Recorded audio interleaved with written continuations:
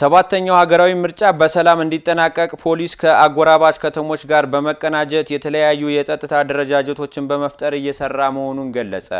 ረዳት ኢንስፔክተር ዘላለም አበበ በአዲስ አበባ ፖሊስ ዋና ጠቅላይ መምሪያ ስር ከሚገኙ 11 ክፍለ ከተማ ፖሊስ መምሪያዎች መካከል አንዱ የኮልፌ ቀራኒዮ ክፍለ ከተማ ፖሊስ መምሪያ ሰባተኛው ሀገራዊ ምርጫ በሰላም እንዲጠናቀቅ አጎራባች ከሆነው ሸገር ከተማ አስተዳደርና ከሌሎች የጸጥታ አካላት ጋር እንዲሁም ከማህበረሰቡ ጋር በመቀናጀት በርካታ ስራዎችን እያከናወነ ይገኛል።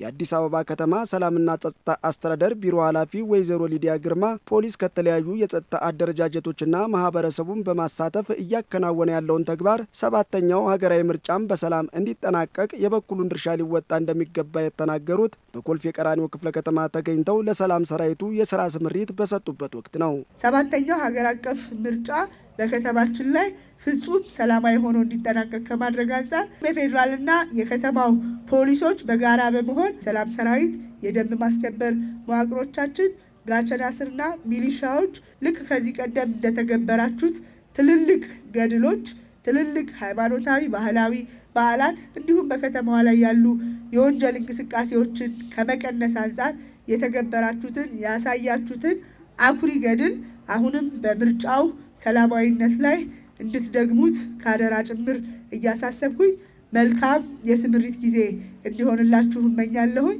የኮልፌ ቀራኒዮ ክፍለ ከተማ ፖሊስ ዋና መምሪያ አዛዥ ረዳት ኮሚሽነር ሞቱማ ሲማ እንደገለጹት ከተለያዩ የጸጥታ አካላት ጋር በመቀናጀትና ህዝቡን የጸጥታው ባለቤት እንዲሆን በማድረግ እንዲሁም አጎራባች ከሆነው ሸገር ከተማ አስተዳደር ጋር በመቀናጀት በቀኑም ሆነ በሌሊቱ ክፍለ ጊዜ በተከናወነ የጸጥታ ስራ በክፍለ ከተማው ተጨባጭ ውጤት መመዝገቡን ገልጸዋል። እንደኛ ክፍለ ከተማ በተለይ ከ16000 በላይ ነው ያለው ሰላም ሰራዊት።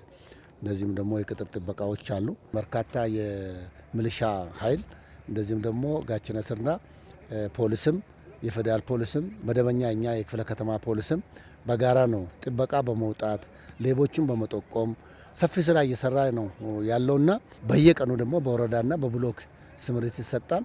ስለዚህ ይሄን አጠቃላይ ለፖሊስ እየሰጠ ያለው ስራ በጣም ጥሩ ነው። ለዚሁም ነው ፖሊስ ወንጀል ከ45% በላይ በ9 ወር ላይ ቀነሰው ማለት ነው። የክፍለ ከተማው አስተዳደር ዋና ስራ አስፈጻሚ አቶ ቴዎድሮስ ወልደ ሚካኤል በበኩላቸው የክፍለ ከተማውን ሰላምና ደህንነት ለመጠበቅ እየተሰራ ያለውን ስራ አድንቀው ሀገራዊ ምርጫውን በሰላም እንዲጠናቀቅ በጋራ መስራት እንደሚገባ አሳስበዋል።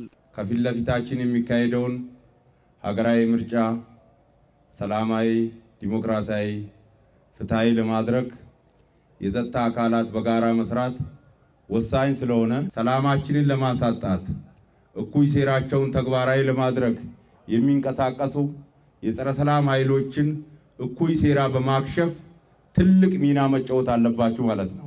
ያነጋገርናቸው የሰላም ሰራዊትና የሸገር ከተማ አስተዳደር በጎ ፈቃደኞች በሰጡት አስተያየት ማንም ሳያስገድዳቸው በራሳቸው ፍቃድ በቀኑም ሆነ በሌሊቱ ክፍለ ጊዜ ህዝብን እያገለገሉ እንደሚገኙና ቀናቶች ለቀሩት ሀገራዊ ምርጫም ከፖሊስ ጋር በመቀናጀት የበኩላቸውን ድርሻ እንደሚወጡ ተናግረዋል።